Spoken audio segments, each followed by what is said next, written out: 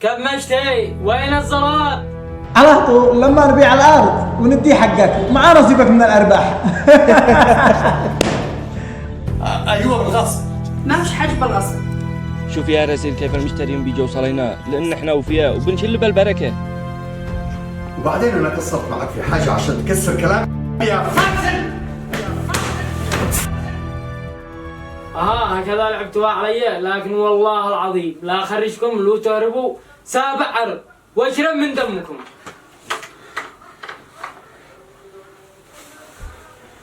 انت تعمل فيني هكذا يا رزيل وانا ابوك. انت تعمل فيني هكذا يا رزيل. ابا ابا ابا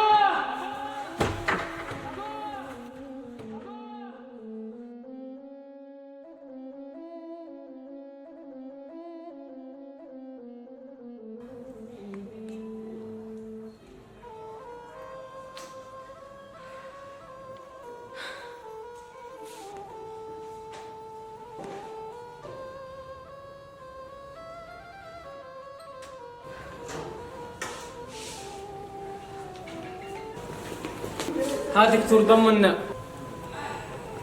الحمد لله كانت بداية جلطة، لكن الحمد لله النتيجة حقته سريع. ممكن يا دكتور ندخل نشوفها؟ لا خلي الأم تستقر حالته وبعدين أدخل نشوف.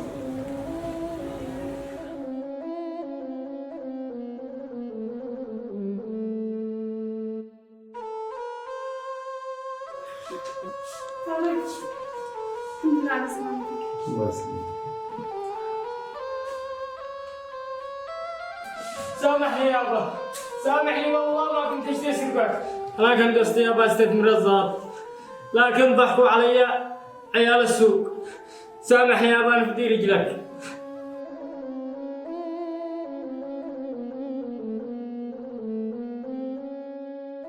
ما هو؟ يعني انت سرقت فلوس ابوك وابوك في هذا الحال بسببك؟ ما بعد ما ضحكوا علي. وهذا ما كان يقول بعيد الجبل وبيجي يدافع عليك عند ابوك وهو بعيد الجبل وما مشترك علي. تفهمني هكذا؟ سامحني لا تدوم مني، لا انت مني ولا انا اعرفك. يلا منها اخرج. وانا وعدي شو ما تشوفي لي صوره عند جوابي الا بعد ما ارد سمطابي.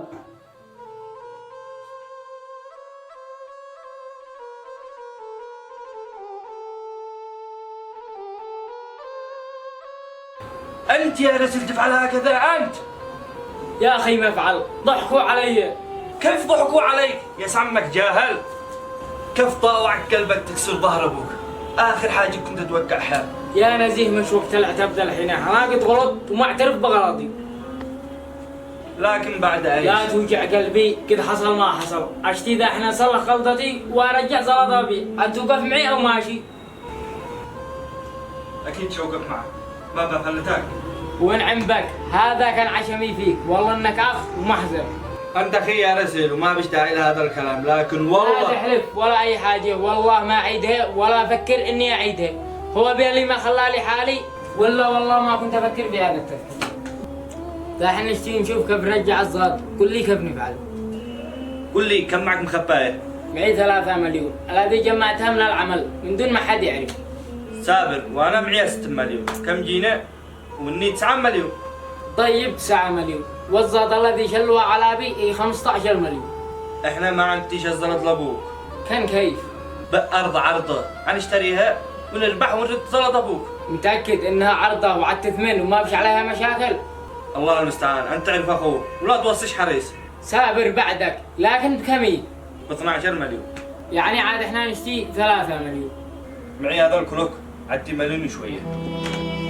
وانا هذه جنبيتي عاد تدي 2 مليون. دحين خلينا نقول نسن بسرعه ارضيه.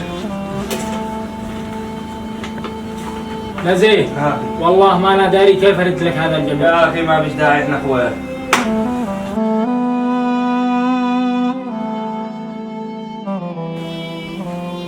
طارق قوم اشرب لنا. بسم الله.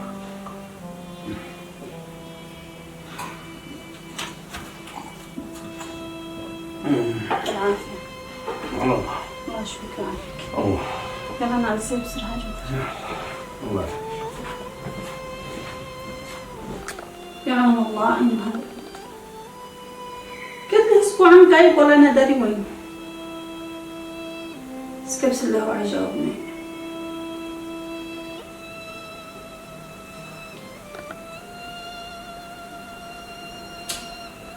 مغلي يا رب احفظ ولدي يا الله. يا الله رجع لي بالسلامة يا رب.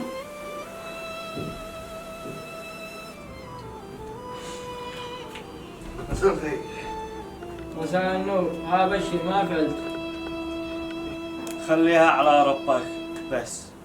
ما هو لا تقلقني، ما فعلت انت والمشتري. ها يا نسي، صاحب الارض اللي باع لنا وضحك علينا، طلعت فيها مشاكل وفيها مقاتل وفيها كل شيء. ما هو انك بتتكلم صدق او بتمزح؟ مالك يا نسي اي مزح؟ ما حد يمزح في هذا المواضيع. والمشاكل حلقت فوق راسي، هذه شكلها دعوتها بيك. بس الارض كتبتوا فيها 25 مليون. الصدق والله انتوا فيها 25 مليون. يا ربي لك الحمد.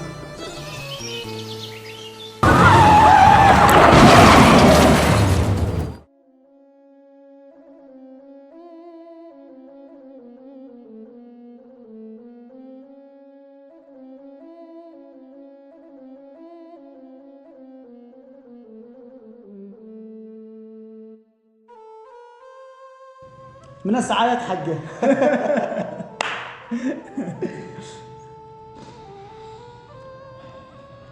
يا أخي لو يصير يبلغ علينا الشرطة راسين إحنا سرقنا على الوزارة.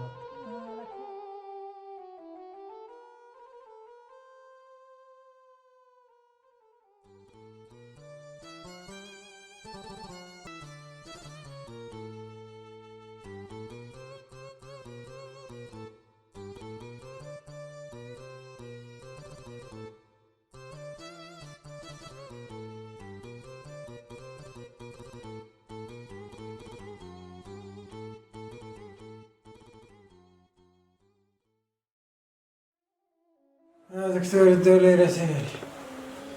يا دكتور اشتي رسيل. دكتور اشتي رسيل. اهدى انت الان تعبان، بندي لك رسيل ولا يهمك، ارتاح الان. يا دكتور اشتي رسيل يسامحني، خايف اموت وما قد سامحنيش. طيب رسيل من؟ رسيل الرازم يا دكتور. ابن الدكتور طارق؟ ايوه رسيل ابن الدكتور طارق يا دكتور. اذا خير ولا يهمك.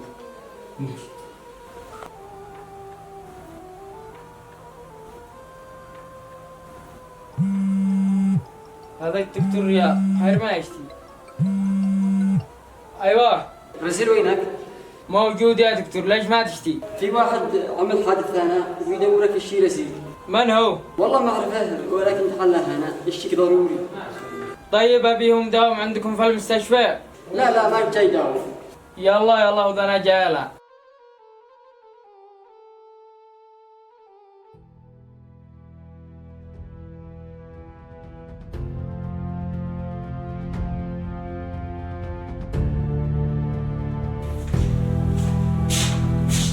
ماهر رسيل سامحني يا رسيل. مالك؟ ايش حصل لك؟ حصل له حادث هو صاحب البنتر. وين صالح؟ قصدك صاحبه؟ أيوة. اللي كان معاه. الله يرحمه. حسبي الله ونعم الوكيل. سامحني يا رسيل، خايف اموت حقكم في ذمتي. ليش تفعل بها كذا يا ماهر؟ ليش؟ طمع الدنيا. المهم زلطك موجودة، اتواصل مع الجبر انه هو يجيبها لك. خير ان شاء الله، خير، الله يشفيك. سامحني يا رسيل، واعفي عني في الفلوس الباقية، نقص منها قليل مبلغ شوي. الله يسامحك ويشفيك.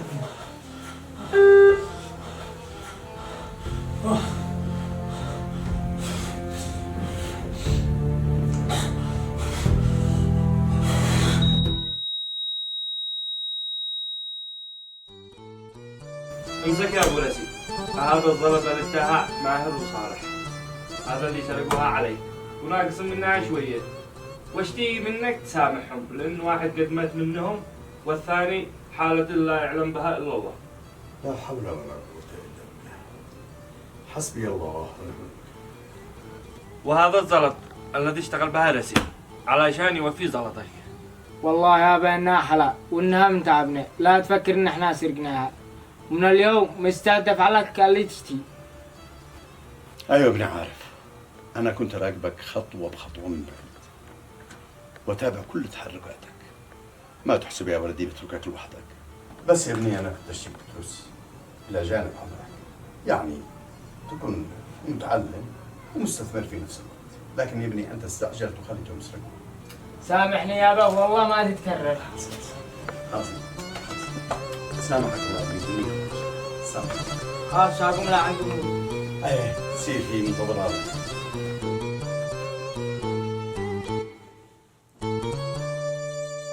اسمع يا ابني نسيت، انا عم بشتغل غلط 25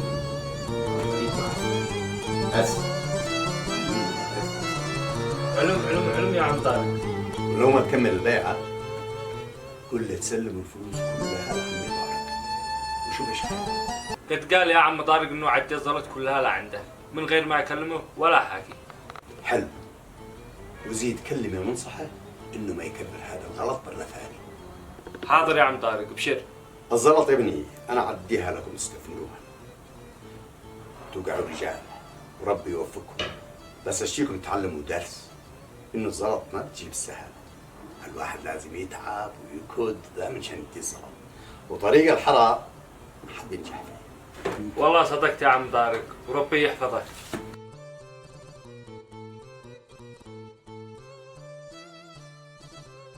الآن فندق وأجنحة ديلوكس السياحي، خدمات راقية، غرف وأجنحة واسعة، أجنحة خاصة بالإرسال، طيرمانات مطلة على عاصمة صنعاء، شيش ومعسلات نت مجانا، موقف خاص بالسيارات. اقضي أحلى ليالي العمر بفندق ديلوكس السياحي. العنوان جولة عمران أمام مطعم الشيباني رويال جوار سوق الرضي. للحجز والاستفسار الاتصال على الرقم 779000 أو 01332218. لا تنسى الاشتراك بالقناة وتفعيل زر الجرس والضغط على إعجاب ليصلكم كل جديد. قناة جنون تيوب.